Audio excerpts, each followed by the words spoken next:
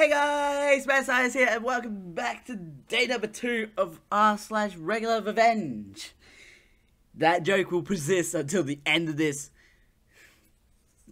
and it'll keep going until I finish this at the end of February, because that's what I've done to myself.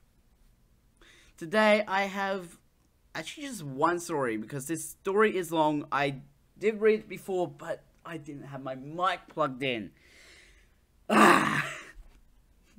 So, today's story: landlord is jealous of my income, raises my rent by $500.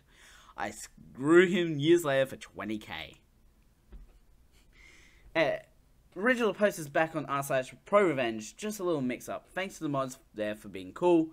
Is keeping the repost here okay. Okay, we'll just skip the top bits. In the late 90s, wife and I were just married and just getting started, and we decided to dink. Double income, no kids. For a few years to save up for a down payment on a house. The .com bubble was still rising, and I was a newly minted software developer. I had an entry-level job for a while, and then got recruited to a new city and a new job that paid 3 times what I was making before. It was an offer too good to pass up. I ran the numbers, and it was a no-brainer. By living frugally and saving my entire salary, just living off her income, we would easily have enough in a year to put 20% down payment on a new house. We rented an apartment in the new city that was listed for $950 per month. The landlord was a real estate agent who owned a 2-bedroom condo as an investment property. Let's call him Hank Wazowski. Hank was a thin, grey, no-nonsense guy. He was pleasant enough, but perfunctory, dry, and had no sense of humour.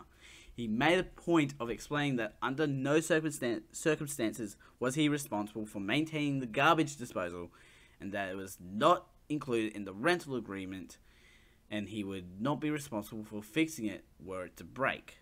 Okay. He seemed slightly amused by us, a clueless young newlywed couple, but I could tell he wanted to rent us because we were obviously a safe choice as renters. We filled out the rental agreement and the credit check, and this is where my troubles began. Hank looked hard at the credit application where I listed my job title, software developer, and my income, $75K. For a 23-year-old in his second year out of college in the late 90s, this is a small fortune.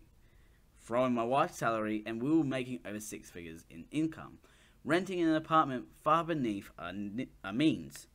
Like I said, dink is the way to go when starting out. I can't believe how much money you make, Hank must have said half a dozen times, muttering under his breath. I explained we were saving to buy a house and that we were going to stay in the apartment a year. We might stay a few months after the term is over. Would month to month be okay after a year? Hank assured us that would be fine.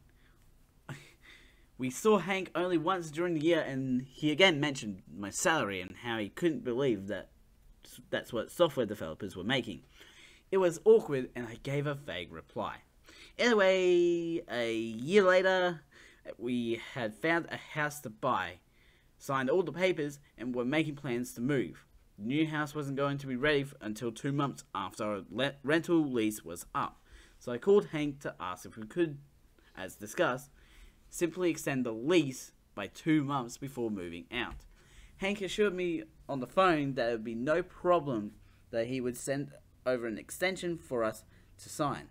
The extension arrived in the mail, and it included a month-to-month clause and a $500 increase in the rent.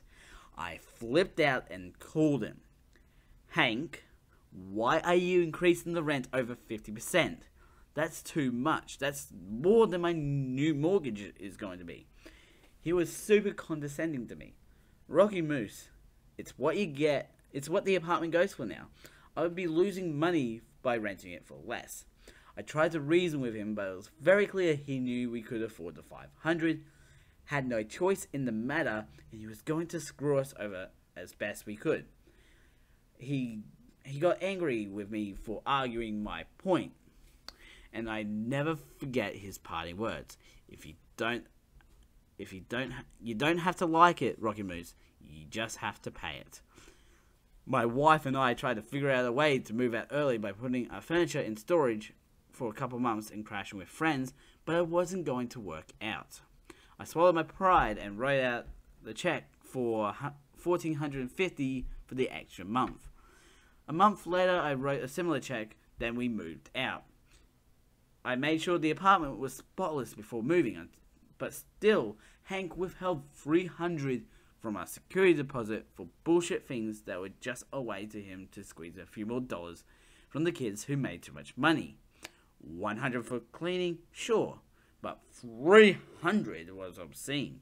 In my mind, he had screwed me over for $1,200, and there was nothing I could do about it.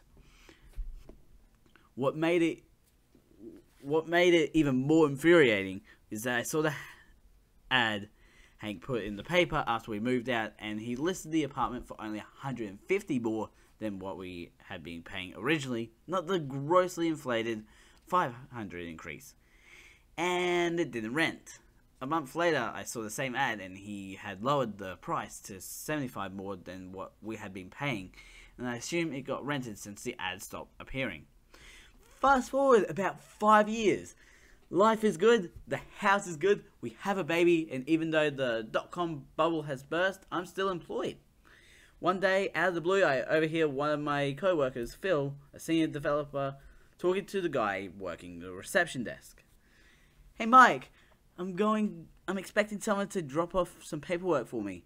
If a Hank Wazowski asks for me, tell him I'll be right out."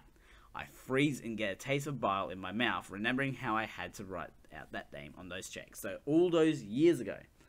No way it's the same guy, right? I walk over to Phil, who is still by the reception desk. "Phil," I say, "how do you know that name, Hank Wazowski?" Phil explains that Hank is his real estate agent. I bought my condo from several years ago. I'm selling my condo now so I can buy a house. So I'm going to ask him to be my agent again. Do you know him? I tell Phil that I used to rent an apartment from Hank and describe what he looks like.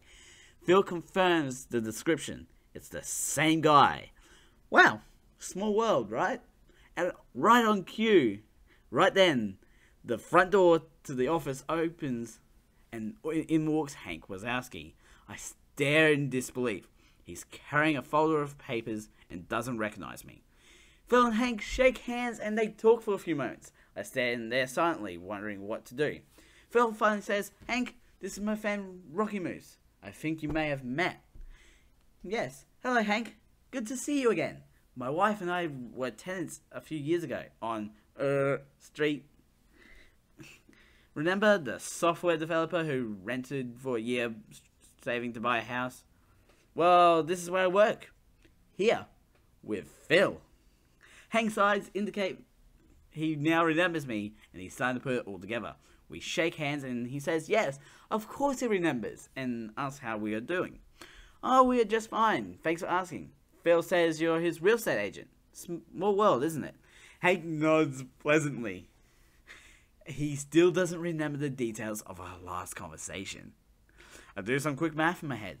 This is the early to mid 2000s. The real estate market is very strong and easy money for any agent. The crash of 2008 is still years in the future. I start to think out loud. Selling the condo for around 150 to 200,000, and you're looking at houses in the 500,000 range. So that's $600,000 to $700,000 in total transactions. An agent getting 3% on the sale, and the purchase is getting around $20,000 for his trouble. That's a good commission for the agent, isn't it? Hank's eyes flash, and I can tell he remembers everything about me now. Phil is surprised by my passive-aggressive tone, and I am enjoying the uncomfortable silence. Hank deflects my question, saying it's complicated, and tells Phil to send back the papers as soon as possible. He shakes hands with Phil, looks at me, nods, and goes to leave. It was really good to see you again, Hank, I call behind him. He exits the building. As the door is still shutting, I say a bit too loudly so that Hank can hear, Phil, don't sign anything just yet. I have a story to tell you. Phil looks at me and says, Rocky, what the hell was that about? He looks pissed and confused at my behavior. I tell Phil the whole story. The rent, the $500 increase, the security deposit. You don't have to like it, you just have to pay it. Everything. Phil, you can't use this guy to sell your condo and buy a house. I hate him, he's evil. I'll help you find another real estate agent. Just use anyone but Hank. So the great thing about Phil is that, well, he's a great guy. He says he's a little surprised at my story and has always known Hank as a straightforward guy. But I can totally see him doing that to you, he admits. There's no way I could use him now. What a dick. Then Phil's eyes light up a bit. What do you want me to say when I fire him? I have special feelings with Phil now. We came up with a plan and I made sure there were some key phrases in Phil's repertoire. We planned it all out together in advance. My only regret is that I didn't get to see Hank's reaction in person a day later when Phil made the following phone call while I stood behind him listening. Hi Hank, it's Phil calling. Yeah, about that. I decided to get some quotes from other agents. I'm not going to sign up with you. No, you shouldn't give me a discount. You'd be losing money if you did that. No, this is just a decision I've made. No, it has nothing to do with Rocky Moose. Well, you don't have to like it, Hank. You just have to accept it. Goodbye. And click. It was the greatest revenge I could have ever imagined. Through a chance meeting years later, Hank got screwed out of $20,000 in easy commissions. And the best part is, Hank absolutely knew it and had everything to do with Rocky Moose. Whoo, that's a wild story. That is a wild, wild story. Damn. You're gonna screw over OP. OP will get his chance to screw over you for even more money. Damn. I don't have much else to say, but that is a wild story. Wild and long story. Links will be in the description to my main channel and also the Reddit channel. Well, what is basically the Reddit channel that has links on the screen to the playlist and the last episode. Don't forget to subscribe and hit the notification bell so you know when the next video comes out. A ding, the Mad Scientist out.